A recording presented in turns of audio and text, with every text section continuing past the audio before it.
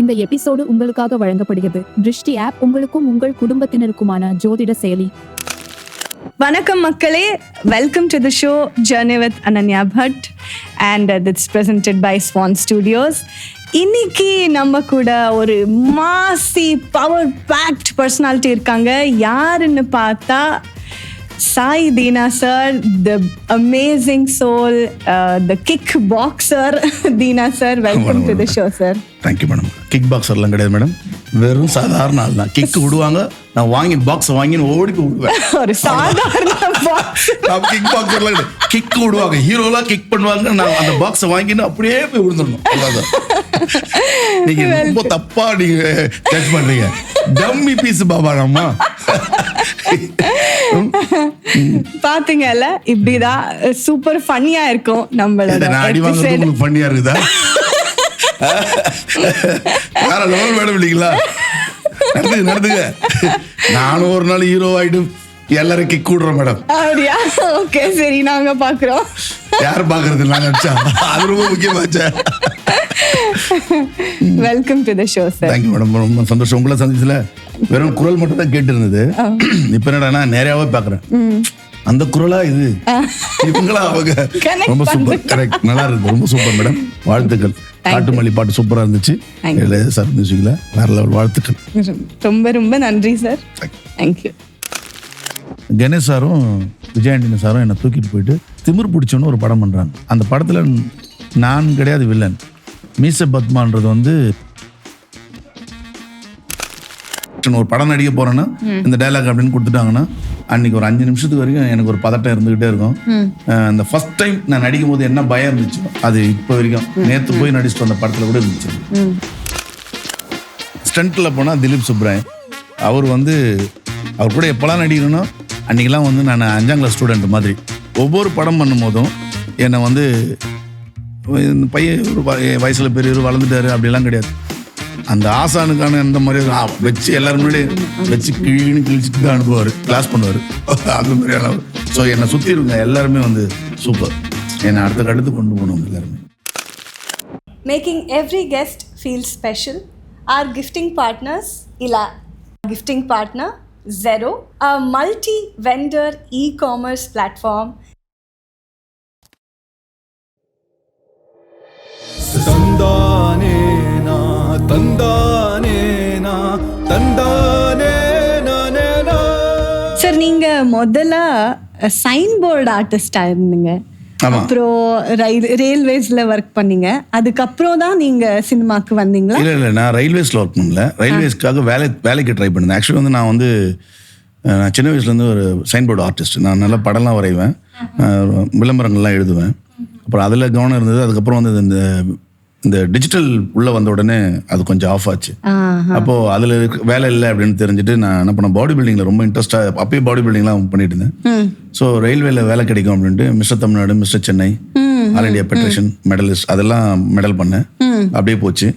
அதுக்கப்புறமா railway try பண்ணேன். அதுக்கப்புறம் ஆர்மிக்கு ட்ரை பண்ணாங்க, கூப்பிட்டு எம்இஜியில் பெங்களூரில். அதுக்கு செலெக்ஷன் கூப்பிட்டு போனாங்க. அப்புறம் அதுலேயும் ஒழுங்காக நமக்கு அது ஈடுபாடு இல்லை. அங்கே போயிட்டு வந்துட்டேன். போய் செலெக்ஷன் அட்டன் பண்ணல, போயிட்டு வந்துட்டேன், பார்த்துட்டு வந்துட்டேன். அதுக்கப்புறம் திரும்ப வந்து வேற எதனா வேலை கிடைக்கணும் போது ஏன் போல எனக்கு அங்கே எனக்கு சரியா எனக்கு அப்போ இருந்த அறிவுக்கு வந்து அது ஒரு பெரிய ஒர்க்குன்னு எனக்கு தெரியல. எனக்கு வந்து நான் ஒரு சின்ன வயசுலேருந்து நிறைய இந்த கதை சொல்கிறது, எழுதுறது, அப்புறம் படிக்கிறது, அப்புறம் இந்த ஓவியங்கள், இது மேலெல்லாம் ரொம்ப கவனம் ஜாஸ்தி. அதனால எனக்கு பாடி பில்டிங்ன்றது வந்து நான் ஒரு ஹெல்த்தியாக இருக்கணும்னு தான் நான் ஐடியா பண்ணேன். ஸோ ரொம்ப ஒல்லியாக இருக்கிறேன். ஒரு 45 கிலோ இருந்தேன் பாக்ஸிங் பண்ணும்போது. அது அப்புறம் 50 கிலோ ஆனது. அதுக்கப்புறம் ரொம்ப ஒல்லியாக இருப்பேன். கொஞ்சம் நல்ல உடம்புலாம் ஏற்றணும் அப்படின்னு ஒரு ஆர்வத்தில், அப்போ எல்லாம் லவ்லாம் பண்ணுவாங்கல்ல, அந்த இன்ட்ரெஸ்ட்டில் அப்படியே கொஞ்சம் உடம்புலாம் ஏற்றணும் அப்படின்னு இருந்தேன். அதுக்கப்புறம் அதுவே எனக்கு வந்து பாடி பில்டிங் மேலே பயங்கர இன்ட்ரெஸ்டாக கொண்டு போச்சு. ரொம்ப வேகமாக அதுக்குள்ளே கொண்டு போனேன். இப்போ பாடி பில்டிங் மேலே ரொம்ப இன்ட்ரெஸ்ட் ஆகிட்டு அப்படி போய் தான் வேலைக்கு ட்ரை பண்ணுது. அது சக்ஸஸ் ஆகலை. அதனால் நான் திரும்ப என்ன பண்ணேன், இந்த உடம்பை வச்சு என்ன பண்ணலாம் அப்படின்னு யோசிக்கும் போது எல்லாருமே வந்து சினிமாவுக்கு ஜிம் பாய்ஸ் அந்த ஜூனியர் ஆர்டிஸ்ட்லாம் கூப்பிட்டு போனாங்க. அப்படியே உள்ளே வந்தேன்.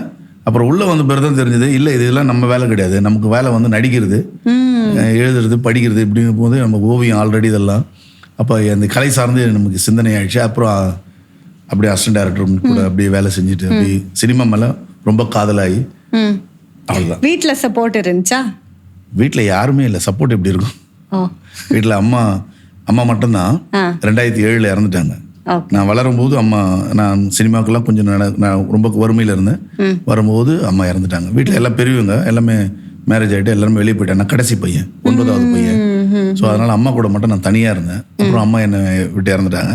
அப்புறம் அம்மா எல்லா இடத்துல அப்புறமா தனியாகவே நான் ஓட ஆரம்பித்தேன் சினிமாவுக்கு. அப்புறம் ஒரு 34 வயசுல கல்யாணம் பண்ணிக்கிட்டேன். அவ்வளோதான். Okay okay. ஸோ உங்களுக்கு அப்போது ரயில்வேஸில் இல்லைனா ஒரு கவர்மெண்ட் ஜாப் கிடைக்கலன்றது இப்போ உங்களுக்கு திருப்பி போனால் what is the feeling that you feel? Okay, I did a good thing, நல்லது தான், நான் போகல, அங்கே நான் விட்டுட்டு வந்தேன் நடிக்க, அப்படி தோணுதா? இல்லைன்னா எப்பயாச்சும் இல்லை, நம்மளுக்கு கிடைச்சாதானே விட்டுட்டு வர முடியும். ரயில்வே வேலை கிடைச்சாதானே விட்டுட்டு வர முடியும். ஆர்மி கிடைச்சாதானே விட்டுட்டு வர முடியும். அப்படிலாம் கிடையாது. அரசு உத்தியோகம் அவ்வளோ சீக்கிரத்தில் கிடைச்சிடாது. ஒன்று பணம் இருக்கணும், இல்லை நல்லா திறமை இருக்கணும். இது ரெண்டுத்துலேயும் நான் வீக்கு. திறமையும் கிடையாது, பணமும் கிடையாது. அப்புறம் எப்படி நான் போய் ரயில்வேல வேலை? ஓகே, அதெல்லாம் போய் சொல்லக்கூடாது. ரெண்டாவது வந்து எனக்கு வேலை கிடைக்கலன்ற கோபம்லாம் இருந்துச்சு. நிறைய பிரச்சனைகள்லாம் இருந்தது. அது எனக்கு பெருசாலாம் தெரியல. எனக்கு வந்து நான் ஒரு விஷயத்த சீக்கிரமாக கடந்து போகிறதுக்கு முயற்சி பண்ணுவேன். அது மாதிரி எனக்கு வேலை வந்து இல்லைன்னும் போது நம்ம அடுத்தது என்ன செய்யணும்னு சர்வே பண்ணணும்ல, சாப்பிடணும் இல்லையா? இப்போ சினிமா வந்து எனக்கு ஒரு வேலையாக தான் உள்ளே போனேன். ஆனால் உள்ளே போய் ஒரு 6 மாதத்தில் எனக்கு இது வேலை இல்லை, இது ஒரு சாதனை அப்படின்னு தெரிஞ்சிடுச்சு. சாதிக்கணும் அப்படின்ற வெறியாயிடுச்சு. சினிமா மேலே பெரிய லவ் ஆயிடுச்சு. அவ்வளோதான். அப்படியே உட்காந்துட்டேன். எனக்கு கவர்மெண்ட் வேலை கிடைச்சா கூட இந்த வாழ்க்கை எனக்கு கிடைக்குமா அப்படின்னா வாய்ப்பே இல்லை. எனக்கு அதெல்லாம் தாண்டி பொது விஷயத்துலேருந்து என் வீட்டிலேருந்து எல்லாத்துலேயும் நான் சினிமா வழியாக நான் எல்லாத்தையும் பார்க்குறேன். ரொம்ப எனக்கு நல்லாவே இருக்குது. ஸோ எனக்கு வந்து சினிமா தான் என்னுடைய இன்னொரு அம்மா. இன்னொரு பொண்டாட்டிலாம் இல்லை, இன்னொரு அம்மா என்னுடைய சினிமா. எங்கள் அம்மா மாதிரி என்னுடைய சினிமா. எனக்கு சோறு போடுற தெய்வம், சாப்பாடு போடுற தெய்வம். சாப்பாடு போடுறது. நான் இன்னைக்கு ஒரு மனிதனுக்கு உணவு இல்லைன்னா எழுந்து நிற்க முடியாது. அதுதான் எனக்கு என்னுடைய முதுகெலும்பு. நான் சாப்பிட்ற சாப்பாடு எல்லாமே எனக்கு சினிமா தான். என்னை சுற்றி இருக்கிற டைரக்டர்ஸுங்க, ப்ரொடியூசர்ஸ் எல்லாருமே வந்து என்னுடைய முதலாளிங்க, எனக்கானவங்க அவங்க எல்லாருமே. ஸோ அதனால அது என்னால் விட்டுட்டுலாம் போக முடியாது. அதுதான் என் வாழ்க்கை. ஸோ நடிப்பு தான். நீங்கள் டைரக்ட் பண்ண போவீங்களா? இருக்கு, விருப்பம் இருக்குது. அது இல்லை இருக்கு, ரொம்ப நாளாக இருக்கு. கனவுன்னெலாம் சொல்ல முடியாது. நிறைய விஷயங்கள் பேசணும். கனவுன்னு சொல்லிட்டு அதை கடந்துட்டு முடியாது. நிறைய போராட்டங்கள், நிறைய விஷயங்கள், நிறைய சொல்ல வந்தவங்க நிறைய பேர் சொல்லாத விஷயங்கள், இதெல்லாம் பேசணும். நிறைய இருக்குது மூளைக்குள்ள. வேலை செய்யணும். அதுக்காக சினிமா பண்ணணும்னு ரொம்ப ஆசை. சரியா இருக்கு, சரியா பண்ணணும், சரியான சினிமா பண்ணணும்னு ஆசை. நல்ல சினிமா, அதுக்காக காத்திருக்கேன். Super sir. உங்களோட ஃபர்ஸ்ட் டெபியூ விருமாண்டி எப்படி இருந்துச்சு? உங்களுக்கு எனக்கு முதல் படம் விரும்மாண்டி இல்லை. நான் வந்து ஜூனியர் ஆர்டிஸ்டா இருக்கும்போது நிறைய படம் நடிச்சிருக்கேன். கும்பல்ல ஓடிட்டு ரமணா, சுவாமி, அதுக்கு முன்னாடி நிறைய படங்கள் அந்த மாதிரி ஜூனியர் ஆர்டிஸ்டா, ஜிம்பாய்ஸா நிறைய ஓடிருக்கேன். அதுக்கப்புறம் தான் வந்து ஆசையா இன்னும் ஜீவா சாருடைய படம். அதுலதான் முதல்ல வந்து நின்று ஸ்கிரீன்ல நின்று கேமரா முன்னாடி நின்று டைலாக் கூட கிடையாது, அடிக்கிறது. அதுக்கப்புறம் தான் விரும்மாண்டிஸ். அதுக்கு முன்னாடி ஸ்கிரீன்ல பாசிங்க, என்னடா அந்த படத்துல நடிச்சா கும்பல்ல இப்படிதான் இருந்தது. அதுக்கப்புறம் ஆசையில அப்படும் கும்பல்ல தெரியாது, எவனா கொஞ்சம் வழி கொடுக்கடா கேமரா முன்னாடி தெரியுது, அதுவும் கிடைக்காது. அப்படிதான் ஓடிச்சு. அதுக்கப்புறமா விரும்மாண்டியில தான் வந்து கமல் சார் தான் என்னை கூப்பிட்டு நடிக்கிறது எவ்வளோ பெரிய விஷயம் அப்படின்றத வந்து அவர் வாயால் நம்ம நிறைய விஷயங்கள் கேள்விப்பட்டு, அவர் தான் நமக்கு வந்து முதல் ஆசான் சினிமா. என்னுடைய ஆசான் வந்து கமல் சார் தான் ஃபர்ஸ்ட். சினிமானா சூப்பர் லக்கி நீங்க. ஆமாம், சினிமானா என்ன, நீ எப்படி நடிக்கணும் அப்படின்றது என்கிட்ட அந்த படத்தில் ஒரு 3 மாதம் நடிச்சிருப்பேன். 3 மாசத்துல ஒரு 25-30 நாள் வந்து அவர் கூட இருந்திருப்பேன், நடிச்சிருப்பேன். அவர் வந்து ஒரு சாதாரண ஒரு ஜூனியர் ஆர்டிஸ்ட், இந்த பையன் ஒரு ஜிம் பாய்ஸு அப்படின்லாம் இல்லாமல் ஃபஸ்ட்டு அவன் ஆர்டிஸ்ட்டு, அவன் நடிக்கணும் அப்படின்னு சொன்ன உடனே எனக்கு தனியாக கேரியர் வச்சு சாப்பாடு கொடுத்தது அவர் தான். அப்போ எல்லாமே ஜூனியர் ஆர்டிஸ்ட்லாம் லைனில் நின்று சாப்பிடுவாங்க. அப்போ ஃபஸ்ட்டு கேரியர் வச்சு சங்கிலி முருகன் சார்கிட்ட சொல்லி, தீனாவுக்கு கேரியர் தனியாக வைங்க சாப்பாடு அப்படின்னு தனியாக வச்சு டேபிள் போட்டு தனியாக எனக்கு சாப்பாடு வச்சாங்க. அப்போ நான் சாப்பிட்டேன். அப்போது வந்து அதுக்கப்புறமா வந்து எங்கள் அங்கிள் ஒருத்தர் இருப்பார் சினிமாவில், ரவின்னு சொல்லிட்டு, அவர் இறந்துட்டார். அவருக்கு நெருங்கிய நண்பர் தான் சார். இப்போ அவரை பற்றி, ஸ்டண்ட்டை பற்றி, ஆக்டிங்கை பற்றி தினமும் என் தோளில் கையை போட்டு பேசுவார். தினமும் தோளில் கையை போட்டுக்கிட்டு அப்படி வாக் பண்ணி வந்து கை வச்சுட்டு இப்படி இருந்துச்சு சினிமா, இப்படி பண்ணுச்சு, அது நிறைய விஷயம் சொல்லுவார். அப்போது அங்கிருந்து தான் நான் பயங்கர நான் வந்து பழகிட்டோம். ஆமாம், இல்லை என்ன சொன்ன ஏதோ ஒரு கொளுத்தி போட்டு வெடிக்க வச்சார், அது அங்கிருந்து தான் ஸ்டார்ட் ஆச்சு. அதுக்கு முன்னாடி வரைக்கும் ஸோ வேலைக்கு போகிறேன், ஏதோ சாப்பிட்றேன், ஒரு 200 கிடைக்குது, ஒரு 300 கிடைக்குது அப்படின்னு முதல் தடவை 2000 ஒரு நாளைக்கு சம்பளம் கொடுத்து நடிப்புனா என்ன அப்படின்னு சொல்லி கொடுத்து நீ நடிக்க வா அப்படின்னு என்னை உட்கார வச்சு எனக்கு அந்த ஆசையை ஊட்டினது கமல் சார் தான். வா, வேலையும் அப்புறம் ட்ரைனிங். ஒரு சின்ன தாப்பால் போடுறதுல சொல்லுவார், தாப்பால் கோபமாக இருக்கும்போது எப்படி போடுவேன், உன் பொண்டாட்டி மேலே வெறுப்பாக இருந்தால் எப்படி போடுவேன், ஒரு ஒரு எமர்ஜென்சினா நீ அது அந்த மாதிரி ஒரு 2-3 ஒரு 4-5 விதமாக தாப்பால் போட்டு காட்டினதுல ஒரு 4-5 விதமாக போட்டு காட்டினார். நான் மறந்து போயிட்டேன். ஒரு தாப்பால் சாதாரணமாக போட்டு வரல என்ன இருக்க போகுது, ஒன்றுமே இல்லை, அது போட்டு வர போகிறோம். அது நீ ஒரு குற்றவாளியை கொண்டு வந்து அவன் ரொம்ப செக்யூர்டானோ ரொம்ப மோசமாக, அவனை எவ்வளோ செக்யூர்டாக நீ அவனை எவ்வளோ பாதுகாப்பாக நீ கொண்டு போகணும் அப்படின்றத அவனை எப்படி இட்டு வருவேன், குத்தாலத்தை அவனை எப்படி கொண்டு வருவேன், அவனை கொண்டு வரும்போது எவ்வளோ பாதுகாப்பாக இருப்பான், நீ ஒரு வார்டன் அது எப்படி இருப்பான், அந்த தாப்பால் திறக்கும் போது எப்படி இருக்கணும், உன்னுடைய பார்வை எப்படி இருக்கணும், இதெல்லாம் அவர் அங்கே என்னை வந்து ட்ரைனிங். ஸோ ஆக்டிங்னா அங்கேருந்து எனக்கு அதுவாச்சு. ஒர்க் பண்ணும் போது நிறைய சார்கிட்ட இருந்தான். சூப்பர். நீங்க நிறைய ஆக்டர்ஸ் கூட இல்லைன்னா டைரக்டர்ஸ் கூட ஆக்ட் பண்ணியிருப்பீங்க. What is a memorable, Kamal Haasan sir தவிர which is a memorable movie, இல்லைன்னா ஸோ நான் அஜித் சார் கூட 1 மெமோரி, விஜய் சார் கூட 1 மெமோரி, அப்படி உங்களுக்கு அடிக்கடி ஞாபகப்படுத்த நைஸ் மெமோரிஸ் இருக்கா? விச் என்னன்னா அது ஒரு மாதிரி உங்களுக்கு லெசன் ஆயிருக்கிற மெமோரி இருக்கட்டும். ஓகே, அது அந்த மாதிரி நிறைய பேர் இருக்காங்க. அட்லி சார் இருக்காரு, வெற்றிமாறன் சார் இருக்காரு, ரஞ்சித் தம்பி, இப்போ ஒரு வேட்டோன் படம் பண்ண தம்பி ரஞ்சித் சாரோட. அட்லி சாரோட மூவி நீங்க ஆஸ்தானா வித்வான் இல்ல அப்படிலாம் இல்ல, தம்பி எனக்கு ரொம்ப பிடிக்கும். ஓகே, அவரு எனக்கு வந்து ஒரு பிளாட்ஃபார்ம் வந்து ரெடி பண்ணி, இப்போ நான் அவர் அசிஸ்டன்ட் டைரக்டராக இருக்கும்போது நான் ஆர்டிஸ்டாக இருந்தேன். அப்போது எனக்கு அங்கேயே டைலாக் சொல்லி கொடுக்குறதுலேருந்து எல்லாமே அட்லி சார் தான். அட்லி சார் வந்து அது அது என்ன சொல்கிறதுன்னா, அவர் சொல்கிற விதமே ரொம்ப அழகாக இருக்கும். நான் எழுதுறது தான் நீ பேசணும் அப்படின்றத தாண்டி, நான் எழுதுன நீ பேசினா எப்படி இருக்குன்றத பேச வச்சு அதுலேருந்து இன்னும் மறுபடியும் ரீகரெக்ஷன் பண்ணி அதை ஒர்க் பண்ணுவோம்ல, அது ரொம்ப அழகாக இருக்கும். அதை அங்கே பார்த்தேன். எனக்கு வந்து தெரிய படம் வந்து என்னால் மறக்க முடியாது. அதே மாதிரி அட்லி சாரோட ஒரு நம்ம சங்கர் சாரோட எந்திரன் படம் எந்திரனும் மறக்க முடியாது, ரஜினி சாரோட. ஸோ இது ரெண்டுமே எனக்கு மைல் ஸ்டோன். அப்புறம் வந்து குமாரராஜா சாரோட பண்ண ஆரண்ய காண்டம் என் லைஃப்பில் மறக்க முடியாது. குமாரராஜா சார், அட்லி, வெற்றிமாறன் சார், தம்பி ரஞ்சித் சார், அப்புறம் வந்து இன்னும் நிறைய டைரக்டர்ஸ்லாம் இருக்காங்க, கணேஷ் சார், அப்புறம் வந்து விஜய் ஆண்டனி சார். ஸோ நிறைய பேர் இருக்காங்க, யாரையும் குறைச்சி மதிப்பிடவே முடியாது. எல்லாருமே இவ்வளோ ஸ்ட்ராங்காக நிற்கிறாங்கன்னா அவங்க எல்லாருமே மிகப்பெரிய திறமையான ஆட்கள். அவங்களோட போய் நீ என்ன பண்ணிட்ட, நான் பண்ணதான் அப்படின்லாம் சொல்லிடவே முடியாது. நீ போய் நிற்கிறதுக்கு உனக்கு ஒரு துணிவு வேணும். அதுக்கு அவர் அந்த டைலாக் எடுத்து பேசி வேலை செய்யறதுக்கு அவ்வளோ அழகாக வேலை, அந்த தைரியம் வந்துச்சுனால அவங்க அழகாக வேலை வாங்கிடுவாங்க. நான் இப்போ வரைக்கும் வெற்றி சாரோ ரஞ்சித் சாரோ இல்லை இப்போ அட்லி சாரோ யார் நின்னாலும் சரி, ஒரு சின்னதாக ஒரு பயம் உள்ளே இருந்துக்கிட்டே இருக்கும் எனக்கு. கேமரா பார்த்து பயம் இல்லை, அவங்கள பார்த்து ஒரு பயம் இருக்கும். அதை நான் கேமரா பார்த்தோன்னு பயப்படுற மாதிரி. ஆமாம், அவங்க ஒன்று பண்ணுவாங்க, அது அவங்க ஒரு மிராக்கல் பண்ணுவாங்க. நான் ஒவ்வொரு வாட்டியும் நான் ஒரு சாதாரண தீனாவாக போய் நிற்பேன், அங்கே இருக்க ஒரு கேரக்டரை என்னை மாற்றி வேற ஒன்று பண்ணி கொடுப்பாங்க. அதுதான் வெற்றி சாருடைய அதுதான் வெற்றி சார் டைரக்டர். அவர் அதுதான் விஜய் ஆண்டனி சாரும் அதுதான்.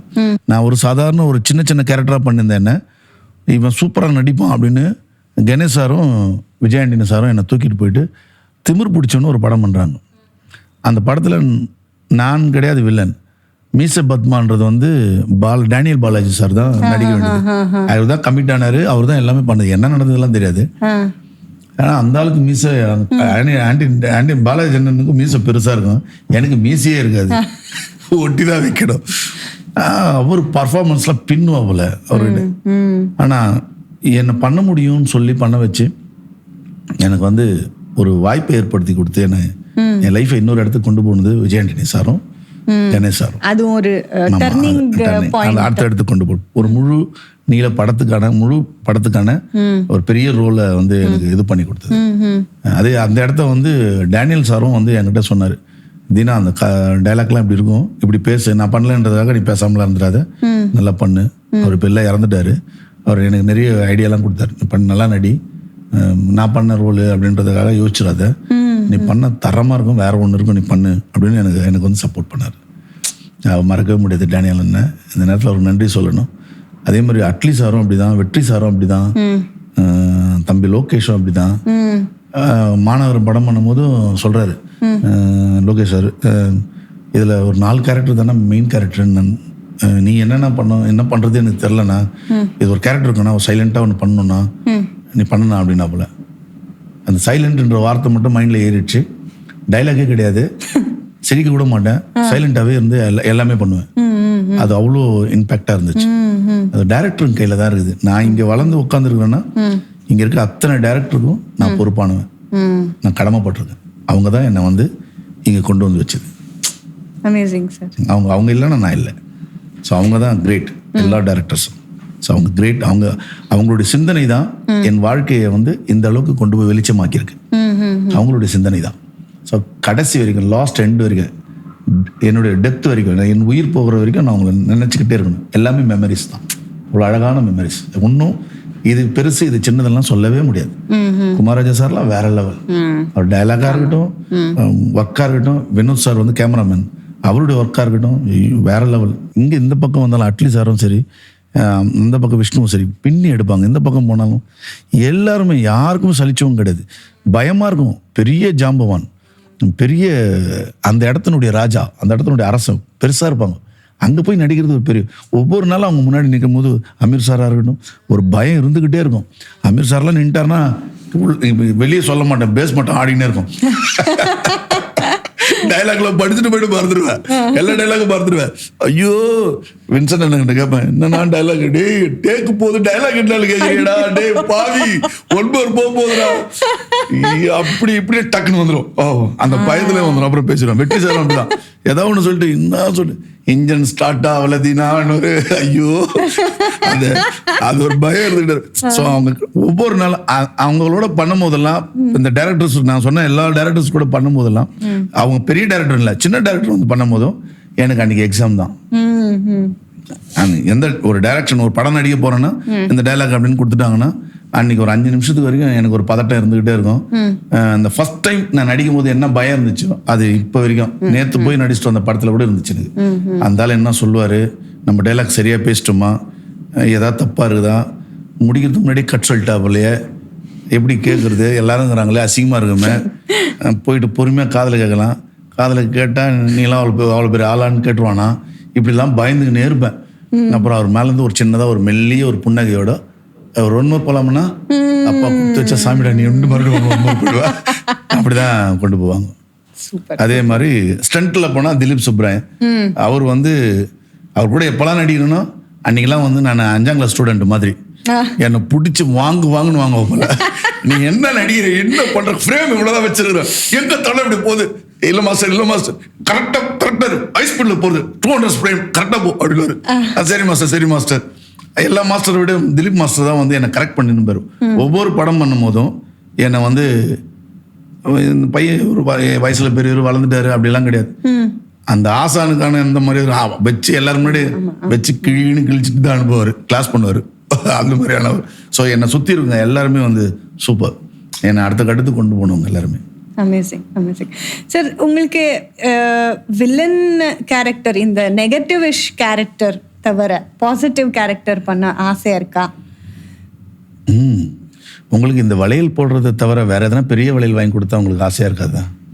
இருக்கும். அதுதான் எனக்கும். உங்களுக்கு இந்த ட்ரெஸ் இன்னொரு ட்ரெஸ் நல்ல ட்ரெஸ் இருந்தா பிடிக்குமா அப்படின்னு மாதிரி தான் எல்லாமே பிடிக்கும். சினிமால நடிப்பு எல்லாமே தானே. நான் ஒரு குழந்தையா நடிக்கலாம், மூல வளர்ச்சி இல்லாத குழந்தையா நடிக்கலாம், என்ன வேணாலும் பண்ண சொல்லலாம். நான் அதை கற்றுக்கணும். சினிமா வந்து நான் இப்போ கொஞ்ச நாள் முன்னாடி ரஞ்சித் சாருடைய பட்டறையில் போய் அங்கே இருக்க கூத்துப்பட்ட ஆர்டிஸ்ட்லாம் வந்து ஒர்க் பண்ணாங்க. நான் ஒரு செந்தில்னு ஒரு சார் கிட்ட, அவர்கிட்ட நான் ஆக்டிங் கிளாஸ்க்குள்ள இருந்தேன். அதுக்கப்புறம் இன்னொரு சார் ஒருத்தர் குமாரன் ஒருத்தர் இருந்தார், அவர் கூட இருந்தேன். அவர் கூட ஆக்டிங் கிளாஸ்க்கு போய் ப்ராக்டிஸ் பண்ணிட்டு இருந்தேன். இதெல்லாம் பண்ணிட்டு தாண்டி வரும்போது ரஞ்சித் சாரோட டீம்ல போய் பண்ணும்போது எப்போ இதெல்லாமே ஆக்டிங் கிளாஸ் அதெல்லாம் தொடர்ந்து ஒரு 10 ஆண்டுகளா போயிட்டு இருக்கு. இப்போ ரஞ்சித் சார் வெயிட் ஒன் போகும்போது அங்க ஒரு கிளாஸ் அட்டன் பண்ணும்போது அவங்களுடைய பயிற்சி பற்றியில வந்து ரொம்ப வித்தியாசமா இருந்தது. அங்க கிளாஸஸ்லாம் பண்ணும்போது ரொம்ப வித்தியாசமா இருந்தது, ரொம்ப நல்லா இருந்தது. அங்க போன இன்னும் ஒரு 10% நமக்கு ஒரு தைரியம் வருது, அடுத்தது கொண்டு போவோம். அவங்க வெறுமனே நடிகர், நீங்க இந்த டைலாக் கொடுத்து பேசிட்டு போங்க அப்படிலாம் இல்லாம எனக்கு இருக்கிற ஸ்கில்ல இன்னொரு கட்டத்துக்கு கொண்டு போகுது. ரஞ்சித் இம்ப்ரூவைஸ் பண்ணிட்டார் ரஞ்சித் சார். அது என்ன மட்டும் இல்ல, எவ்வளவு பெரிய நடிகர்களா இருந்தாலும் அது அவங்க எல்லாருமே பண்றாங்க. அதுக்கு ஒரு டீம் உட்காந்து ஒர்க் செய்யறாங்க. ரெண்டாவது வந்து அங்க போன வேற ஒரு ஆளா நம்ம மாறுறதுக்கான வாய்ப்பு நிறைய இருக்குது. சினிமா பியூர் அங்க சினிமா, அது அங்க பார்த்தேன், நல்லா இருந்துச்சு. அது மாதிரி கத்துக்கணும், இன்ட்ரெஸ்ட் தான். நிறைய எந்த கேரக்டர் கொடுத்தாலும் பண்ணணும், தைரியம் தான். ஆனா அதுக்கு பொருத்தமா இல்லையான்றது டைரக்டர் தான் முடிவு பண்ணணும். சரியா இருக்கணுமா வேணாமான்றது. பண்ணலாம், கொடுத்தா பண்ணலாம். சூப்பர். அப்போ வீட்ல எப்படி தீனா சார் வெரி ஸ்ட்ரிக்ட் ஃபாதரா இல்லனா ஜாலியா இருப்பாங்களா? அப்படி நடிக்கிற ஃபாதர், ஸ்ட்ரிக்ட் ஃபாதர் மாதிரி நடிக்கிற ஃபாதர். ஏன்னா இல்லைன்னா என் 2 பசங்களும் என் பொண்ணை என்னை ஏமாத்திடுவாங்க. என் பொண்டாட்டிக்கு மட்டும் தான் தெரியும் நான் ஒரு டம்மி பாபா. நான் ஒரு டம்மின்றது என் பொண்டாட்டிக்கு மட்டும் தான் தெரியும். நான் எம்டி பாக்ஸ்ன்றது அவளுக்கு தெரியும். மற்றவங்களும் வெயிட்டா இருக்கிற மாதிரியே இருப்பேன். இல்லைன்னா ஸ்கூலுக்கு போக மாட்டானுங்க, பெருப்பேத்துவான், எனக்கு இது வேணும்னுவா. அப்படி ஒரு முறைப்பேன், என்னடா போட அப்புறம் பயப்படுவானுங்க. அப்படியே இந்த ஆளு சினிமாலையும் இப்படிதான் நடிக்கிறான், நம்ம முன்னாடி ஒரிஜினல். ஆனா வெளியே யாருக்கும் தெரியும். ஆனா எனக்கு வந்து நான் எப்பவுமே ரொம்ப ஜாலியான ஒரு ஆள். எப்பவும் என் ஒய்ஃப், என் குழந்தைங்கிட்ட நான் சொல்றது, உன்னுடைய வாழ்க்கை உன் கையில் தான், நான் தீர்மானிக்கவே மாட்டேன். என் பெண்கிட்ட கூட, என் பொண்ணுகிட்ட கூட நான் சொன்னேன், நீ நல்லா படிச்சு ஒரு ஜட்ஜோ ஒரு IAS ஆஃபீஸரோ ஏதோ ஒரு ஒர்க், ஒரு ஜாப்ல ஒரு பெரிய இடத்துக்கு போனா உன்னுடைய வாழ்க்கை துணையை நீ தான் தேர்வு பண்ணும், அப்பா தேர்வு பண்ண மாட்டேன். நான் வந்து உனக்கு கல்யாணம் பண்ணி வைக்கணும், இதான் என் கௌரவம், இதான் நான், எனக்கு என் கீழே தான் நீ இருக்கணும் அப்படின்றதெல்லாம் எதுவுமே கிடையாதுமா. உன்னுடைய லைஃபை நீ தான் ஸ்டடி பண்ணணும், நீ தான் படிக்கணும், நீ படிச்சு பெரிய ஆள் ஆகணும், உன் கையில தான் உன் வாழ்க்கை, நீ தான் முடிவு பண்ணணும். அப்பா கிட்ட எதுவுமே கிடையாது. அப்பா உனக்கான தேவையெல்லாம் சொத்து சேர்த்து வைப்பேன், உனக்கான தேவைகள் எல்லாமே என்னால் கொடுக்க முடியும். ஒரு சடன் ஏஜுக்கு மேல உன் லைஃபை நீ தான் டிசைட் பண்ணணும், அது உன் கையில இருக்குது. அதே மாதிரி பிள்ளைங்கிட்டையும் ரொம்ப ஸ்ட்ரிக்டாலாம் படிக்கல. இப்போ என் பையன் 9th ஃபெயிலு, 9th 10th, இப்போ போன வருஷம் 9th ஃபெயில், இப்போ 10th போயிட்டான், 10th பாஸ் ஆகிட்டான். போன வருஷம் ஃபெயில் ஆகிட்டு வந்து அழுதான், நீ அது 9th ஃபெயில் ஆகிட்டேன், நான் 6வதுலேயே ஃபெயில் ஆகிட்டேன், உர்றா அடி, ஏன்டா அழுகிறேன், மொப்பா டம்மிடா உர்றா, மறுபடியும் 7வது பாஸ் பண்ணதுல பட்ட கஷ்டம் உனக்கு தெரியாதுடா. அதனால இப்போ 10th போயிட்டான், வெற்றி. அதனால அதெல்லாம் ஒரு பெரிய மேட்டரே கிடையாது, அப்படியே ஒரு ஜாலியாக எடுத்துட்டு போயிட வேண்டியதான். அப்படியே நான் அச்சா மாதிரி நீயும் ஜாலியாக போயிட்டு அந்த மாதிரி தான், வெற்றி சார் சொல்ல மாதிரி தான். அப்படியே அதனால சப்போர்ட் சிஸ்டம் இருக்கு. நான் சப்போர்ட் பண்ணுவேன் பிள்ளைங்களுக்கு.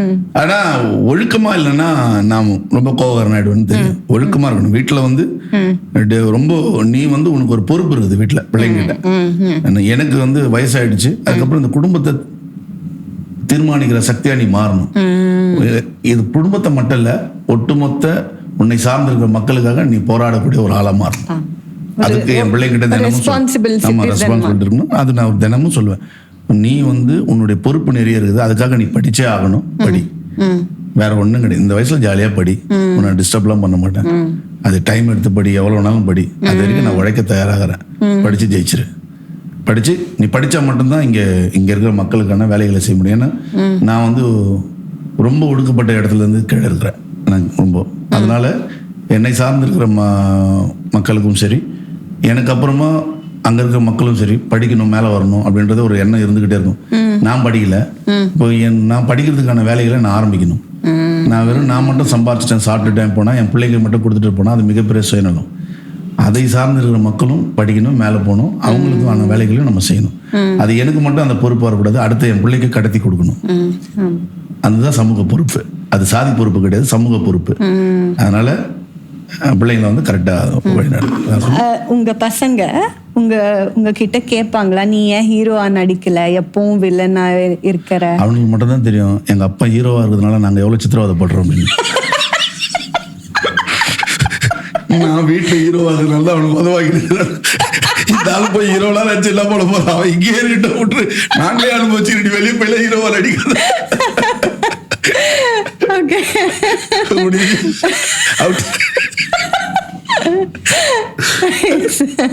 அவ்வளவுதான். அது என்ன இருக்குது, அந்த பாவத்தெல்லாம் கொடுக்க கூடாது ஜனங்களுக்கு. ரொம்ப பாவம். தியேட்டருக்கு வந்து இதெல்லாம் பார்த்து நான் சாகணுமா? எத்தனை பேரு என்ன வீட்டால வந்து அடிக்கிறது, எப்படி உங்களுக்கு இப்படி ஒரு எண்ணம்? இதெல்லாம் நீங்க கேக்குறீங்க. எவ்வளவு பிள்ளைங்க நல்ல பிள்ளைங்களா இருக்குது, அதெல்லாம் பார்த்துட்டு என்ன சொல்லும்? எல்லாம்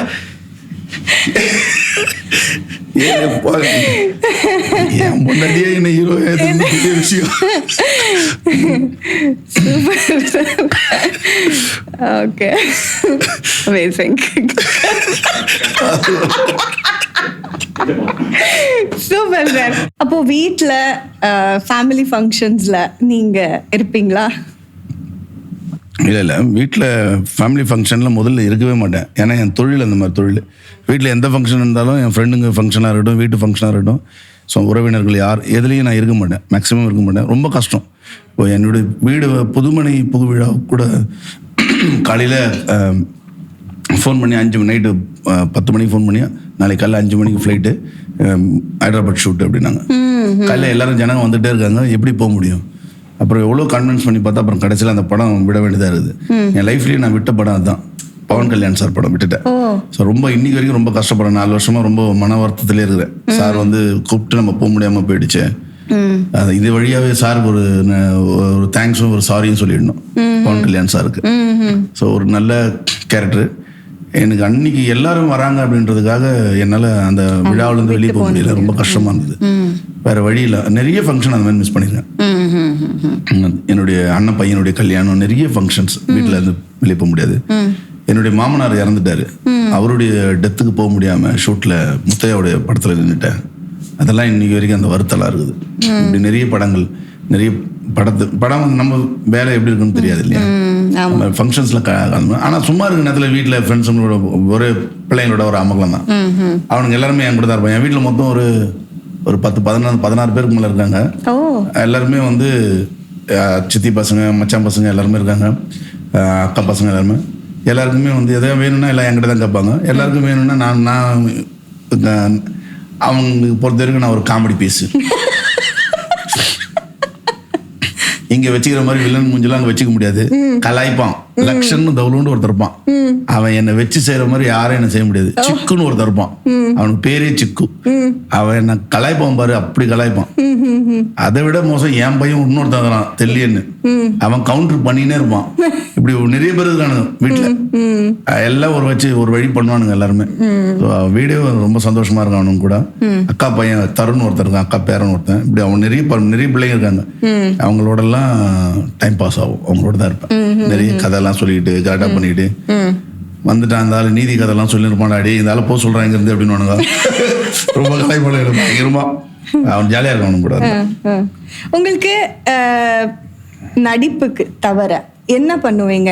சோஷியல் சர்வீஸ் மாதிரி இல்லைன்னா என்ன உங்களை இன்ட்ரெஸ்ட்? எனக்கு வந்து நான் வந்து நடிப்பு தாண்டி எனக்கு வந்து LEF அப்படின்னு சொல்லிட்டு ஒரு அமைப்பு ஒன்று கட்டியிருக்கேன். அந்த அமைப்பு என்னன்னா கல்வி சார்ந்து லிபர்ட்டி, ஈக்வாலிட்டி அண்ட் ஃபெட்டர்னிட்டி, சுதந்திரம், சமத்துவம், சகோதரத்துவம், மக்கள் அமைப்புன்னு சொல்லிட்டு, மக்கள் கூட்டமைப்புன்னு சொல்லிட்டு ஒரு அறக்கட்டளை. அதாவது ஏழை குழந்தைங்களுக்கெல்லாம் படிப்பு, அப்புறம் வந்து அவங்களுடைய பொருளாதாரம், ஒடுக்கப்பட்டு இருக்க மக்களுடைய. இப்போ கல்வி யாருக்கு வேணுமோ அவங்களுக்கு கல்வி கிடையாது. இப்போ யாருக்கு கல்வி வேணும்? அவங்களுக்கு கல்வி இல்லை. கல்வி சாலைகள் இருக்குதா?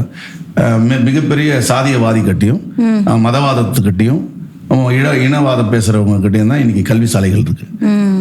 நான் படிக்கணும், வாழ்க்கையில முன்னேறணும்னா அரசு கையில தான் இருக்குது அந்த கல்வி.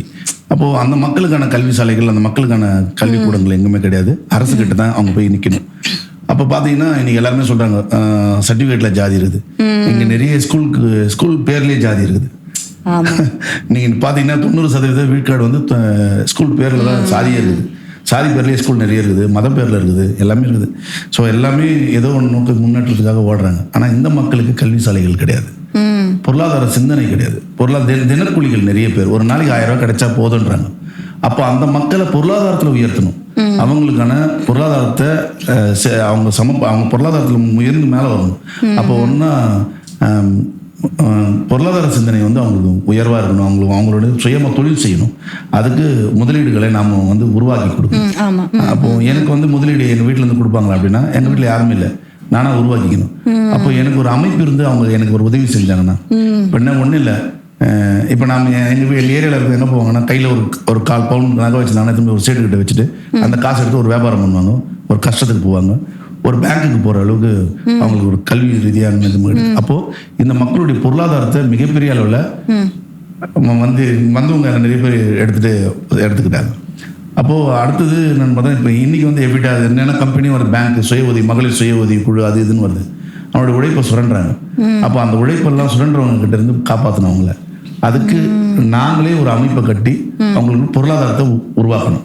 அப்போ எங்கள் அமைப்பு ரீதியாகவே LEF அமைப்பு ரீதியாகவே அந்த மக்களுக்கு வந்து பொருளாதாரத்தை கொடுக்கணும், கல்விக்கான கடன் கொடுக்கணும், கல்வி கொடுக்கணும், கல்வி சாலைகளை உருவாக்கணும், இப்போ பள்ளிக்கூடங்களை உருவாக்கணும், பேங்கிங் சிஸ்டத்தை உருவாக்கணும். இப்படிலாம் நிறைய கனவு இருக்குது இந்த அமைப்பு ரீதியாக. அப்படி பண்ணணும், மக்களுக்கான அமைப்பு அப்படி உருவாக்கணும்னு ஒரு ஆசை. ஏன்னா இப்போ நான் நடிகன், ஒரு 10,000 ரூபா கொடுத்துட்டு ஒரு ஃபோட்டோ எடுத்து நான் இத்தனை பேருக்கு ஃபீஸ் கொடுத்தேன் அப்படின்னு போட்டுக்க முடியும். ஆனால் நிரந்தரமாக ஒரு 2 தலைமுறைக்கு அவங்க முன்னேறணும்னா அதுக்கான பொருளாதாரத்தையும் கல்வி சாலைகளையும் உருவாக்க வேண்டிய தேவை இருக்குது அந்த மக்களுக்கான. நீங்க தனியா ஒரு பெரிய ஒரு கூட்டமைப்பு நாங்கள் வேலை செஞ்சுட்டு, அது மறைமுகமாக நடந்துட்டு இருக்குது. இப்போ நாங்கள் அதை டிக்ளேர் பண்றதுக்கான வேலையெல்லாம் நடக்குது. இப்போ எல்லா கிராமத்துக்கும் போயிட்டு இருக்கோம், உட்காந்து பேசுறோம். ஸோ அவங்கள வந்து அதை இணைச்சி அவங்களுக்கான அவங்க யாருக்கிட்டையும் போய் கை நீட்ட தேவையில்லை, அவங்க யாருக்கிட்டையும் போய் பொருளாதாரத்தை அது கொடுங்க இது கொடுங்கன்னு கேட்க தேவையில்லை. அதுக்கான அமைப்பை நாங்களே ரெடி பண்ணி அவங்களுடைய மாதமான ஒரு 10 ரூபா சந்தா இருக்குது, அந்த சந்தாவிலேயே அவங்களுக்கு அதுக்கான வேலையெல்லாம் செஞ்சு கொடுத்துட முடியும் அப்படின்றத நாங்கள் ஒரு சிஸ்டம் ரெடி பண்ணிட்டு இருக்கோம், வேலை செஞ்சுட்டு இருக்கோம். Wow, great sir, amazing. அதுதான் LEF அமைப்பு. LEF, okay. எங்க இருக்கு இது? எல்லா ஏரியாவிலும் இருக்கு. ஓ, வட மாவட்டங்கள் முழுக்க இப்போ சென்னையிலேருந்து எல்லா ஊர் கிராமங்கள்லயும் இருக்கு, போயிட்டு இருக்கு வேலை நடந்துட்டு. Great, amazing. ஒரு 6 ஆண்டுகளாக அது வேலை நடந்துட்டு இருக்கு. எப்படி நீங்க டைம் டிஸ்ட்ரிபியூட் பண்ணுவீங்க? வேலை இல்லாத நேரங்களில் நிறைய கிராமங்களுக்கு போகிறது, வேலைக்கு போகிறது, மற்ற ஊருக்கு போய் பேசுறது, அப்படி போயிட்டே இருக்கு. வேலை இல்லைன்னா அதுதான் வேலை. உங்க வீட்லயும் எல்லாரும் வந்து உங்களுக்கு இது பண்ணுவாங்களா, பண்ணுவாங்களா இந்த வேலைக்கு, LEFக்கு? வீட்டுல 3 பசங்க தான் இருக்காங்க, குழந்தைங்க. அண்ணன் இருக்காரு ஆதித்தமிழன், அப்புறம் சாலமன் தோழர் ஒருத்தர் இருக்காரு, நிறைய தோழர்கள் இருக்காங்க, நிறைய நண்பர்கள் இருக்காங்க. அவங்க எல்லாரும் ஒன்னா செஞ்சுதான் பெரிய அளவில். பிரபுன்னு ஒருத்தர் இருக்கான், உசைன் ஒருத்தர் இருக்காங்க, நிறைய தம்பிங்க இருக்காங்க, சென்ட்ரல் உசைன், நிறைய தோழர்கள் இருக்காங்க, நிறைய கோபின்னு இருக்கா போல, மோகன் இருக்கா போல, நிறைய தோழர்கள் இருக்காங்க. நான் மட்டும் கிடையாது அந்த அமைப்புக்கு. அமைப்பு நிர்வாகி நான் இல்லை, அமைப்பு நிறுவனர் வந்து ஆதித்தமிழன்.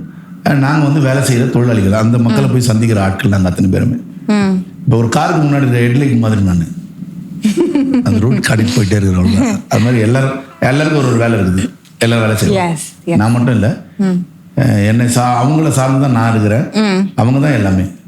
அதுக்கு பின்னாடி ஒரு பெரிய கூட்டம் இருக்கு, வேலை செஞ்சுட்டு இருக்காங்க. ஸோ அவங்க தான் இப்போ தொடர்ந்து இப்போ கூட துப்புரவு தொழிலாளிகளுக்காக களத்தில் இறங்கி வேலை செஞ்சுட்டு இருக்காங்க. கோபி தோழர், சாலமன் தோழர், மோகன் எல்லாருமே வேலை செஞ்சுட்டு இருக்காங்க. Great sir. அடுத்தது உங்களை ப்ராஜெக்ட்ஸ் அல்லு அர்ஜுன் கூட ஆக்ட் பண்ணுவீங்க, அது கன்ஃபார்ம் ஆயிடுச்சு? இல்லை சார், இல்லை அது அப்போ அது முடிஞ்சிடுச்சு, அவ்வளோதான். அந்த படத்துக்கு வாய்ப்பு ஒன்று கிடைச்சது, அது அல்லு அர்ஜுன் சார் தான். ஆமா, தெரியல மேடம், அட்லி சார் தான். ஆமா, இல்லை இன்னும் எனக்கு எதுவும் வரல. மேபி அது தெலுங்குன்றதுனால கொஞ்சம் கஷ்டம்னு நினைக்கிறேன் கிடைக்கிறது. பார்க்கலாம், போய் பண்ண வேண்டியதுதான். அப்புறம் வடா சென்னை பார்ட் 2 தெரியல, அதுவும் தெரியல மேடம். சார் பண்ணிட்டு இருக்காரு, கண்டிப்பா இருந்தா கூப்பிடுவார் சார். அதெல்லாம் ஒன்றும் பிரச்சனை, வீட்டு சார் கூப்பிடுவார். அதெல்லாம் காம்ப்ரமைஸ்ல ஆக மாட்டார். வேணும் தீனா வேணும் அப்படின்னா கூப்பிடுறான் அப்படின்னு அதெல்லாம் கூப்பிட்டுருவார். அவர் வேணும்னு நினைச்சா கூப்பிட்டுருவார், வேணாம்னா வேணாதான் டிசைட். அவரு தெளிவா இருப்பாரு. வேணுமா வேணாமான்னு இருக்கலாம் மாட்டாரு, வேணும் வேணாம் அவ்வளோதான் டிசைட் தெளிவாக இருக்கும். ஸோ உங்களுக்கு இப்போ எங்களோட ஜென்ரேஷனுக்கு சோஷியல் மீடியா வந்து மிகப்பெரிய ஒரு பிளாட்ஃபார்ம். எங்களோட ரீல்ஸ் போடுவோம், போஸ்ட் போடுவோம், ஸ்டோரி போடுவோம், அதுலேயும் நாங்கள் எங்களோட டேலண்ட் காட்டுறோம். உங்களுக்கு என்ன தோணுது இதை பற்றி? சோஷியல் மீடியா என்ன என்ன பண்ணுறது ஒன்றும் இல்லை, பசங்களுக்கு? எங்கள் அப்பா கிட்ட ஒரு சைக்கிள் இருந்தது, அதுக்கு எனக்கு கொடுத்தாரு. அதை எடுத்துகிட்டு நான் ஊராக போய் ஃபோட்டோலாம் கொடுத்துருந்தேன். ஒரு ஃபோட்டோகிராஃபர் ஒரு ஆம்பிஷன், இது ஒரு ஒரு ஒரு நிக்கான் ஒரு கேமரா, ஒரு ஏதோ ஒரு கேமரா, ஒரு ஃபிலிம் இருந்தது, அது ஒரு ஃபோட்டோ எடுத்தோம். ஒலிம்பியாஸ் ஒரு கேமரா இருந்தது, அப்போ ஃபோட்டோ எடுத்தோம். அதை பிரிண்ட் போட்டு எடுத்துன்னு போய் ஆஃபீஸாக வட சென்னையில் இருக்க தென்சென் நம்ம சாலிகிராமத்தில் நான் போய் அங்கே ஃபோட்டோ கொடுத்தேன். அப்போ அவ்வளோதான் டெக்னாலஜி. அன்னைக்கு சைக்கிளில் போகிற வேகம் தான் இருந்துச்சு, போய் கொடுத்துட்டு வந்தேன். இன்னைக்கு அதை தாண்டி சோஷியல் மீடியா வேற ஒரு இருக்குது. எனக்கு ஒரே ஒரு பொறாமை தான் இருந்தது பார்த்தா, ஏன் நமக்கு வந்து முன்னாடி இது கிடைக்கல. இப்போ இந்த ஜென்ரேஷனில் நம்ம பிறந்தா நம்ம ரீல்ஸ்லாம் பண்ணி பயங்கரமாக டேலண்டாக காட்டிடலாம். அவங்கள பார்த்தா எனக்கு சந்தோஷமா இருக்குது. ஏன்னா நான் ஃபோட்டோ கொடுத்து வாய்ப்பு கேட்டேன், அவங்க ஆக்டிங்கை காட்டி வாய்ப்பு கேட்குறாங்க. அதனால அவங்கள வரவேற்கணும். அதே நேரத்தில் நிறைய தொழிலாளிகள், சினிமா நடிகர்கள் நிறைய பேர் பின்னாடி உள்ள இருக்கிறாங்க. அவங்களையும் கருத்தில் கொண்டு ஒரு அரசு வந்து இங்கே இருக்கிற தூய்மை பணியாளர்கள், மற்ற டிரான்ஸ்போர்ட், மருத்துவம், கல்வி, இதெல்லாம் எப்படி அரசுடைமை ஆக்கணும் அப்படின்னு நம்ம சண்டை போடுறோமோ, அதே மாதிரி டைரக்டர்களும் பழைய நடிகர்களுக்கும் புதிய நடிகர்களுக்கும் கலந்து வாய்ப்பு கொடுக்கணும். அப்போ ஒரு சமூகம், ஒரு ஜெனரேஷன் வந்து ஒரு நல்ல பிளாட்ஃபார்ம் போய் நிற்கும். அவங்க இவங்களை பற்றி தெரிஞ்சுப்பாங்க, இவங்களை பற்றி அவங்க தெரிஞ்சுப்பாங்க. ஒரு டைரக்டர் வந்து எல்லா இடத்துல இருந்தும் யோசிக்கணும். ஏன்னா அவங்களுக்கு இந்த சமூக பொறுப்பு நிறைய இருக்குது. அதனால எல்லாருக்கான பொறுப்பு அவங்களுக்கு எல்லாரும் ஒரு காமன் மேனை விட அவங்களுக்கு அதிகமாக இருக்குது. ஏன்னா அவங்க படைப்பை தன்னுடைய வாழ்க்கையாவே பார்க்குற மக்கள், அவங்க எல்லா இடத்துலையும் தன் மக்களுக்காக வாழ்ற மனிதர்களாக மாறணும். அவங்க அது ரொம்ப முக்கியமானது. அதனால இந்த சோஷியல் மீடியால இருந்து வரவங்களையும் வரவேற்கணும். எனக்கு முன்னாடி நடிச்ச நடிகர்கள்லாம் இருக்காங்களே, அவங்களையும் கொண்டு வரணும். கொண்டு வந்து ரெண்டு பேரையும் ஒரு பிளாட்ஃபார்ம்ல உட்காரணும். அதுதான் வந்து ஒரு சிறந்த இதுவாக இருக்கும்.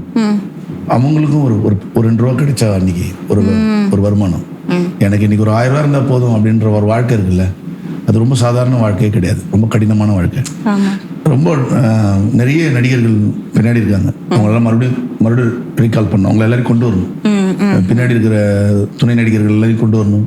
அதே மாதிரி சோஷியல் மீடியாவில், இன்ஸ்டாகிராமில் இருக்கிறவங்கள ஆக்ட் பண்ணுற நல்ல நிறைய இந்த காமெடிலாம் நிறைய பண்ண ஒரு தம்பி நிறைய, அந்த மாதிரி நானும் போய் நிறைய பேர்கிட்ட சொல்லிடுறேன், அந்த தம்பி நல்லா பண்ணுறாரு, ஒரு ஏதாவது ஒன்று பண்ணுங்க அப்படின்னு ஒரு 2-3 பேர்கிட்டலாம் பேசியிருக்கேன். நிறைய சேனல்ஸ்லாம் கேட்டிருக்கேன். டேரக்டர்கிட்டலாம் பார்த்திபன் சார்கிட்ட கூட ஒரு வாட்டி அமிச்சேன். டிசிடிசி சேனலுடைய ப்ரொடியூசர்கிட்ட, இவங்க டேரக்டர்கிட்ட, அந்த மாதிரி நிறைய பேர்கிட்ட சொல்லுவேன். என்னன்னா நல்ல திறமையான ஆட்கள்லாம் சோஷியல் மீடியாக்குள்ளே இருக்கிறாங்க, அவங்கள வரவேற்கணும். நல்ல திறமையான ஆட்கள்லாம் ரிட்டையர்ன்ற பேர்ல வறுமை கோட்டு கீழே இருக்கிற நடிகர்களையும் திரும்ப கொண்டு வரணும். அவங்க 2 பேரும் தேடி கண்டுபிடிச்சு நிறைய பழைய படங்கள் புதுசா வர டைரக்டர்கள் பார்த்து அவங்க எல்லாரையும் மறுபடியும் அவங்களை கொண்டு வரணும். கொண்டு வந்து அவங்க வாய்ப்புகளை உருவாக்கி கொடுத்தா அந்த குடும்பம் ஒரு பொருளாதாரத்தில் ஒரு இடத்துக்கு மேலே போய் நிற்கும். நான் சம்பாதிக்கும் போது நான் வந்து சம்பாதிச்சிட்டேன், எந்த சம்பளம் எனக்கு, என் பிள்ளைக்கு, எனக்கு, என்னுடைய மனைவிக்கு அப்படின்னு நான் இருந்துட்டேன்னா என்னை விட மிக கேவலமான சுயநலவாதி யாருமே கிடையாது. நான் சம்பாதிக்கும் போது என் அக்கா, என் தங்கை, என்னுடைய அண்ணன், என் கூட வளர்ந்தவங்க, என் அம்மா, என் அப்பா, அது இல்லாமல் என் பக்கத்து வீட்டில் இருக்கிறவங்க, என்னுடைய ஊரில் இருக்கிறவங்களுக்கு என்னால் முடிஞ்சதை ஒரு பாதியை கொடுக்கணும். அப்போதான் வந்து நபிகள் சொன்ன மாதிரி தான், குரானில் சொல்கிறது தான். அந்த மாதிரி டைரக்டர்ஸ்லாம் அந்த மாதிரி கொடுக்கணும். எல்லாருக்கும் நிறைய வாய்ப்பு கொடுக்கணும். பின்னாடி ரிட்டையர்ட் படம் பண்ண முடியாமல் வாய்ப்பு இல்லாமல் இருக்கிறவங்களுக்கும் கொடுக்கணும், வாய்ப்பை தேடுறவங்களுக்கும் கொடுக்கணும். ரெண்டும் ரொம்ப முக்கியமான விஷயம். தீனா சாருக்கு இது வந்து நான் சாவறதுக்குள்ள இது ஒரு பண்ணணும், நடிப்பு பற்றி இல்லை, ஃபிலிம்ஸ் பற்றி இல்லை, உங்களோட LEF பற்றியும் இல்லை, அது எல்லாத்தையும் விட்டு ஏதாச்சும் இருக்கா? இருக்கு. எனக்கு வந்து LEF தான் என்னுடைய நோக்கம். வந்து பள்ளிக்கூடம் கட்டணும், ஒவ்வொரு மாவட்டத்துக்கும் பள்ளிக்கூடம் கட்டணும். சமூக நீதிக்கான பள்ளிக்கூடமாக இருக்கணும். சாதியற்ற பள்ளிக்கூடமாக இருக்கணும். மக்கள் வந்து எளிமையான மக்கள் போய் ரொம்ப நல்ல கல்வி சாலைகள், தரமான கல்விகளை போய் படிக்கணும். பெரிய சிஸ்டம் இருக்குது, ஒர்க் இருக்குது. நிறைய பள்ளிக்கூடம், ஆக்டிங்காக ஒரு பள்ளிக்கூடம் கட்டணும், ஸ்கூல் கட்டணும். அந்த மாதிரி நிறைய விஷயம் இருக்குது. பள்ளிக்கூடம் கட்டணும், நிறைய ஸ்கூல்ஸை உருவாக்கணும். அப்புறம் வந்து ஃபினான்ஷியலாக மக்களை வந்து டெவலப் பண்ணணும். அது மட்டும் இதுதான் என்னுடைய பெரிய கனவு. கனவுன்னு சொல்ல முடியாது. நான் வறுமையில் இருக்கிறேன், நாளைக்கு சாப்பிடணும்னா நான் உழைக்கணும், உழைச்சாதான் நான் சாப்பிட முடியும். அப்படின்னா இன்னைக்கு என் உடம்பை தயார் பண்ணிக்கணும், நான் எழுந்து உழைக்கிறதுக்கான தயார் நிலையில நினைக்கணும்.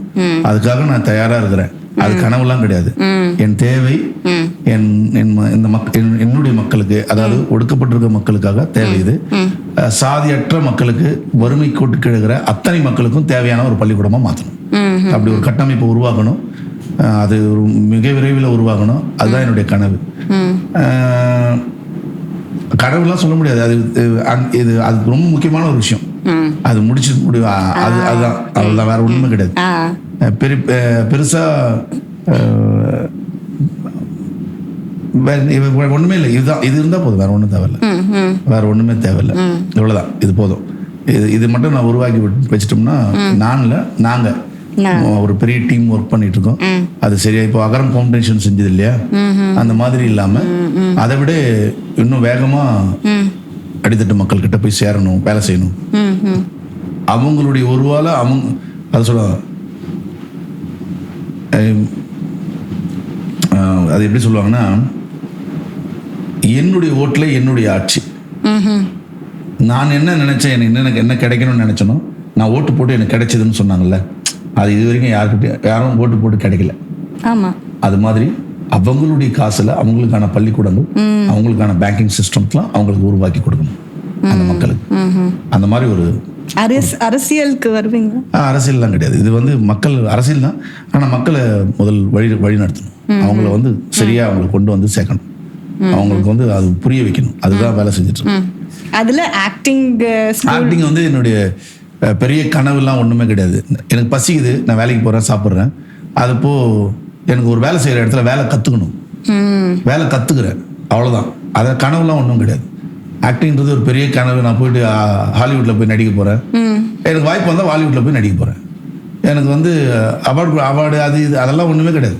அதெல்லாம் ஒரு பெரிய விஷயம், ஒரு சப்ப மேட்டர். அது ஒரு 4 பேர் உட்காந்து கூடி ஒரு நல்ல நடிகர்னு சொல்லிட்டு நான் நல்ல நடிகனா, 4 பேர் உட்காந்து எனக்கு அவார்டு கொடுத்து நல்ல நடிகர் அப்படின்ட்டு நான் நல்லா நடிக்கிறேன், அப்படிலாம் கிடையாது. அது யார் வேணாலும் கொடுத்துக்கலாம். ஆனால் அதை தாண்டி என்ன தாண்டி நிறைய பேர் நல்ல நடிகர்லாம் வெளியே வராங்க. அவங்க வெளியே வராமல் அவங்கள உள்ள வந்தாங்கன்னா நான் வெளியே போயிடுவேன். இப்போ ஒருத்தர் மிஞ்சி போயிட்டே இருப்பாங்க. அதெல்லாம் இது வந்து ஏதோ நான் சாப்பிட்றேன், வேலை செய்கிறேன், ஏதோ ஒன்று கிடைக்குது, அவ்வளோதான். இது பெருசாக ஒன்றும் இல்லை. ஆனால் என்னுடைய கோல் அதுதான். ஆக்டிங் கிளாஸு, ஸ்கூலு, இந்த மாதிரிலாம் உருவாக்கணும். அவங்களுடைய காசில் அவங்களுக்கான பொருளாதாரத்தை உருவாக்கி கொடுக்கணும். அந்த மக்களை ஒருங்கிணைக்கணும். அவங்களுக்கான தேவைகளை எல்லாமே செஞ்ச முடியணும். சாதி ரீதியாக கிடையாது, எந்த மக்களாக இருந்தாலும் சரி அவங்களுக்காக உழைக்க நாங்கள் தயாராகிறோம். குக்கிராமங்களில் 70 ஆண்டுகளாக பல்வேறு இரவு பாடசாலைகள் இருக்குது. ஆனால் ஒரு இரவு பாடசாலை கூட பள்ளிக்கூடமாக மாறவே இல்லை 70 வருஷமா. இதான் கேள்வி. அப்போ எங்களுடைய இரவு பாடசாலைகள்லாம் பள்ளிக்கூடமாக மாறணும். நாங்களே அதை உருவாக்கணும். இதுதான் எங்களுடைய வேலை. நாங்கள் இன்னொருத்தங்கிட்ட போய் எங்களுடைய நகையோ எங்களுடைய உழைப்பையோ அடமானம் வச்சு அவங்க கிட்ட காசு வாங்கி நாங்கள் கொத்தடிமையாக வாழ்றதை விட எங்களுக்கான வாழ்க்கை முறைகளை நாங்களே தயார் பண்ணிக்கிறோம். எங்களுக்கான பேங்கிங் சிஸ்டத்தை நாங்கள் உருவாக்கிக்கிறோம். எங்களுக்கான கல்வி கூடங்களை நாங்களே உருவாக்குறோம். இனியும் நாங்கள் வந்து இன்னொருத்த கை நீட்டி நிற்கக்கூடாது அப்படின்றது தான் எங்களுடைய சித்தம். அதை ஆரம்பிச்சிருக்கோம். தேங்க்யூ. Amazing sir. அதான் வேலை செஞ்சுருக்கோம். பார்க்கலாம் இயற்கை எங்கே வழி விடுதுன்னு தெரியல. ஓடுவோம். எவ்வளோ நாள் இந்த இயற்கையோட போராடி உயிரோடு இருக்கிறோமோ அது வரைக்கும் ஓடுவோம். பெரிய கம்பெனிஸ்லாம் ஸ்பான்சர் பண்ணுவாங்களே, அந்த மாதிரி ட்ரை பண்ணிருக்கீங்களா? கம்பெனி கிட்ட எல்லாம் ஸ்பான்சர்லாம் தேவையே இல்லை. கம்பெனி வேணாம், அரசியல்வாதிகள்லாம் யாரும் வேணாம். உழைக்கிற மக்கள் அவங்க கையிலே இருக்குது காசு. அவங்க கிட்டே அவங்களுடைய உழைப்பிலே அவங்க பள்ளிக்கூடங்களை கட்டலாம், உருவாக்கலாம். அதுக்கான வேலை தான். ஒருங்கிணையணும், ஒன்று சேரணும், அவ்வளவுதான். சேர்ந்துட்டாங்கன்னா வெற்றி நமதே, அவ்வளவுதான். சூப்பர். அப்புறம் சில மூவியில் நீங்கள் ஸ்டண்ட் பண்ணும்போது, இல்லை நான் வேற யாச்சும் ஸ்டண்ட் பண்ணும்போது சில டெத்ஸ் நடக்கும். அது எப்படி உங்களுக்கு அந்த what is the effect that brings to you? நம்ம கண்ணுக்கு முன்னாடி ஒரு தோழர் வந்து ஒரு ஒரு உழைப்பாளி வந்து கண்ணுக்கு முன்னாடி ஒருவேளை உணவுக்காக தன் வாழ்க்கையை மாற்றிக்க முடியும் அப்படின்னா அது எந்த விதத்துலையும் நியாயம் கிடையாது. என் உணவுக்காக நான் என் உயிரை கொடுக்குறேன் அப்படின்னா அது எந்த விதத்தில் நியாயம் இல்லையா? அதை ஏற்றுக்க முடியாது. அது மாதிரி தான் ஸ்டண்ட் கலைஞர்கள் வாழ்வாதாரத்துக்காக தன் வாழ்க்கையை தொலைக்கிறாங்க. எல்லாருமே இறந்து போகிறாங்க, நிறைய பேர் இறந்து போகிறாங்க. ஸ்பைனல் கார்டு உடையுது, கழுத்து உடையுது, இதெல்லாம் நிறைய நடக்குது. அது இன்னும் டெக்னாலஜியாக வளர்ந்து நிற்கிற இந்த சமூகத்தில் இந்த மீடியா வந்து வளர்ந்து நிற்குது. அதே வருங்காலத்தில் இருக்கிற டைரக்டர்ஸ்லாம் அதை நிறைய யூஸ் பண்ணும். நான் ஒரு 300 கோடி ரூபாயில் படம் எடுக்கிறேன், ஹீரோக்கு ஒரு 100 கோடி ரூபா கொடுக்குறேன் அப்படின்லாம் இருக்கிறவங்கள அதை டெக்னிக்கலாக இந்த மக்களுக்கும் இவ்வளோ ஸ்டண்ட் மேனுக்கு இவ்வளோ நாங்கள் செலவு பண்ணுறோம். ஸோ டெக்னிக்கலாக இவங்களை சேஃப்டியாக இவங்களை வந்து கொண்டு போகிறோம் அப்படின்னா. ஏன்னா எனக்கு தெரிஞ்சு நான் சின்ன வயசுலேருந்து என் வீட்லேயே வந்து 2 பேர் இறந்துட்டாங்க. ஒன்று என் மாமா கழுத்து உடைஞ்சு இறந்துட்டாரு, இன்னொன்று என் எதிர் வீட்டில் இருந்த சாகுல், அவனுக்கு கழுத்து உடைஞ்சு இறந்துட்டான். ஸோ அதனால தான் நான் வந்து ஸ்டண்ட்டுக்கு போகிறதுக்கு பயந்தேன். ஆனால் அப்படியே நான் இப்போ வரைக்கும் எல்லாமே ஸ்டண்ட் மேன் தான் சொல்லுவாங்க. நான் எனக்கு ஸ்டண்ட் ரொம்ப பிடிக்கும். அதில் சினிமாலையும் இருக்கிறேன். என் கண்ணுக்கு முன்னாடி நிறைய நடக்கும், அடிப்படும். அது எனக்கு ஒரு பெரிய பயம்தான். ஆனால் நான் இன்றைக்கி உயிரோடு என் வீட்டுக்கு போகிறேன் அப்படின்னா அந்த ஸ்டண்ட் மேன் தான், எங்கள் அண்ணனுங்க தான் எனக்கு இதையும் நான் பத்திரமா பார்த்து கரெக்டாக பண்ணுவேன் அப்படின்னு எல்லா அண்ணனுங்களும் என்னை வந்து கரெக்டாக அனுப்புவாங்க. இன்றைக்கி நான் வீட்டுக்கு போய் என் பிள்ளைங்களோட இருக்கிறேன்னா சந்தோஷமாக இருக்கிறேன், சாப்பிட்றேன், உழைக்கிறேன் அப்படின்னா ஸ்டண்ட் மேன் அதுக்கு ஒரு மிகப்பெரிய பொறுப்பு இருக்குது. ஸ்டண்ட் யூனியனுக்கு ஒரு பெரிய பொறுப்பு இருக்குது. நான் நடிகனாக இருந்தாலும் என்னை சேஃப்டியாக பார்த்து. ஆமாம், அப்போ அவங்க வாழ்க்கை ரிஸ்காக இருக்குது. அப்போ அதை சரியாக இன்னும் தீர்மானிக்கணும். இன்னைக்கு ரஞ்சித் சார் வந்து நிறைய அண்ணன் இறந்துட்டதுக்கு வந்து மிகப்பெரிய உதவியெல்லாம் செஞ்சுருக்காரு. ரொம்ப வரவேற்க வேண்டிய விஷயம். அது பெரிய கவலை. ஏன்னா ரொம்ப நல்ல மனுஷன் ராஜண்ண இறந்தது. இந்த மாதிரி நிறைய பேர் அடிபட்டிருக்காங்க, இறந்துருக்காங்க. கடந்து போகிற வழியாக தான் இருக்கிறோம். அதெல்லாம் மாற்றணும். வர இயக்குனர்கள் இன்னும் நிறைய ஸ்டண்ட் இயக்குனர்கள் எல்லாருமே இன்னும் டெக்னிக்கல் நிறைய யூஸ் பண்ணி இப்போ வர ஏஐலேருந்து ஏதாச்சும் சேஃப்டி மெஷர்ஸ் இல்லைன்னா தெரியல. அது அவங்களுக்கு தான், மாஸ்டர்ஸுக்கு தான் தெரியும். அவங்க பண்ணுவாங்க. இனிமேல் எல்லாருமே ரொம்ப உஷாராயிட்டாங்க, ரொம்ப இனி இது நடக்காது. இந்த மாதிரி நடக்கிறதுக்கான வாய்ப்பு குறைவாயிடும். அது மாத்திடுவாங்க. இல்லை, எனக்கு தெரிஞ்சு எனக்கு தமிழ் சினிமா வந்து ஹாலிவுட் ரேஞ்சு இருக்குது ஃபைட்லாம். அதனால இன்னும் வேற லெவலில் போயிடுவாங்க, அடுத்த கட்டத்துக்கு கொண்டு போயிடுவாங்க. தீனா சருக்கு யாருக்காச்சும் சாரி சொல்லணுமா, யாருக்காச்சும் தேங்க்யூ சொல்லணுமா? சொல்லணும், சாரி சொல்லணும். எங்கள் அம்மாவுக்கு சாரி சொல்லணும். அம்மா இல்லை அவங்க. ஸோ நிறைய அவங்க வயசில் இருக்கும்போது நான் நிறைய திமிர்தனம் பண்ணிட்டு சுற்றிட்டு இருந்தேன். இப்போ அவங்களுக்கு நான் எதுவுமே செய்யலை. செய்கிற வயசில் இருக்கும்போது அவங்க உயிரோடு இல்லை, இயற்கை அவங்கள கொண்டு போயிடுச்சு. அப்போது இப்போ எல்லா பிள்ளைகளுக்கும் வந்து ஒரு பொறுப்பு இருக்குது. இளமையில் பயிர் செய்கின்ற மாதிரி ஒரு தாய் தகப்பனுடைய வழியை இருக்கிற பிள்ளைகள் வந்து புரிஞ்சுக்கிட்டு அவங்க வயசுக்கு இருக்கும்போது அவங்களுக்கு எல்லாமே செஞ்சு கொடுக்கணும். நிறைய படங்கள் பார்க்குறோம், நிறைய முதியோர் இல்லங்களை பார்க்குறோம். நிறைய தாய் தகப்பனை வந்து கொண்டு போய் விட்டுறாங்க. அதெல்லாம் ஏற்க முடியாமல் இருக்குது. இன்றைக்கி நான் சம்பாதிக்கிறேன், என் கூட எங்கள் அம்மா இல்லை. அது ஒரு பெரிய வழி. அதுதான், வேறு ஒன்றும் கிடையாது. அப்போது சாரி சொல்லணுன்னா அவங்ககிட்ட தான் சொல்லணும், சாரி சொல்லணும். தேங்க்ஸ் சொல்லணுன்னா என்னுடைய நண்பர்களுக்கு சொல்லணும். நான் ரொம்ப வறுமையில் இருக்கும்போது என் பக்கத்தில் இருந்து எங்கள் அம்மா மாதிரி இருந்தேன். எங்கள் அம்மா சொல்லுவாங்க, இதுனா நல்ல நண்பர்கள் யாருன்னா, நான் இறந்துட்டேன்னா கவலைப்படாதடா, உன் ஃப்ரெண்டுங்களாம் இருக்கிறானுங்க, அவனுங்களாம் எல்லாம் உனக்கு அம்மா மாதிரிடா, அவனை பார்த்துப்பாங்கடா அப்படின்னாங்க. அந்த வார்த்தை வந்து எனக்கு உண்மையாக இருந்தது. தனியாக இருக்கும்போது எங்கள் அம்மா வந்து என் ஃப்ரெண்டுங்க தான் எனக்கு அம்மாவாக இருந்தானுங்க. என் பக்கத்தில் இருந்தானுங்க, எனக்கு சாப்பாடு எடுத்து வந்து கொடுத்தானுங்க, என்னை காப்பாற்றினானுங்க, என்னை ஊக்குவிச்சு சினிமாவுக்கு போட பெரிய ஆகிடும்.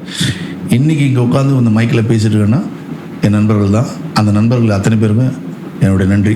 நண்பர்களுடைய அம்மாக்களுக்கு நன்றி. செல்வம் அம்மாவுக்கு, மூர்த்தி அம்மாவுக்கு, அப்புறம் என் நண்பன் டிசி, அப்புறம் வந்து சுனில், நிறைய நண்பர்கள், பாலா, நிறைய நண்பர்கள் எல்லாருமே, அவங்க எல்லாருமே வந்து என்னுடைய நெருங்கிய நண்பர்கள். அவங்க எல்லாருமே வந்து எனக்கு எங்கள் அம்மா மாதிரி இருந்து என்னை பக்கத்தில் இருந்து பார்த்துக்கிட்டாங்க.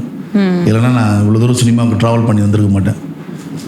வீட்டில் ஒரு பையனா யார் வீட்டுக்கு போனாலும் எனக்கு வீட்டில் வந்து அவன் வந்துருக்குறான் தம்பி அண்ணன் வந்திருக்காண்டா அப்படியே எல்லாரும் கடன்னு போய் கடன்னு சாப்பாடுலாம் எடுத்து வச்சிருவாங்க, தண்ணி எடுத்து வச்சிருவாங்க. என்ன அப்படியே எங்கள் வீட்டில் எங்கள் அம்மா கிட்ட நான் எப்படி இருந்தேனோ அந்த மாதிரி என் ஃப்ரெண்டுங்க வீட்லேயே எங்கள் அம்மா கிட்ட, அப்புறம் எங்கள் அக்கா தமிழ்ச்செல்வி, அப்புறம் என்னுடைய அக்கா சுமதி, எங்கள் அண்ணன், அவங்க எல்லாமே வந்து எங்கள் அம்மா மாதிரி. அவங்க எல்லாருமே வந்து ரொம்ப அழகாக என்னை பார்த்துக்கிட்டாங்க. ஸோ அதனால் அவங்களுக்கு அத்தனை பேருக்கும் என்னுடைய நன்றி.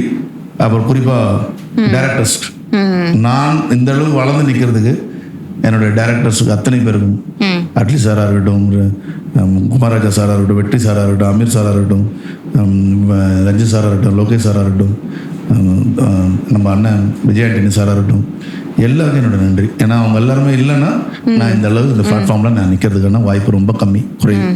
அப்புறம் நான் வாழ்ந்துருக்க என்னுடைய ஊர் மக்கள், தேசிய நகர்னு ஒரு ஊர், அவங்க தான் என்னை பத்திரமா பார்த்துப்பாங்க. இப்போவும் நான் எந்த ஊருக்கு போனாலும் என் ஃபேமிலியை பத்திரமா பார்த்துறது என் ஊர் தான்.